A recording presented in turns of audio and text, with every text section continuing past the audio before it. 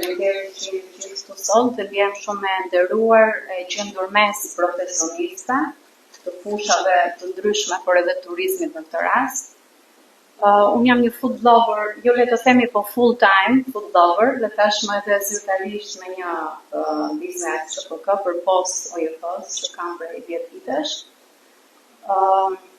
Sa herë që them të kujtimet e mia të fëmijërisë, vetëm një gjë që më vjen në mendje është një od me oxhak dhe me miq të mbledhur përreth, të ulur në shilte, ku i mat gjithmonë kujdesej që mezet dëratijat mos mungonte kurrë dhe ku gjyshi im mbante odën me muhabete dhe këngë.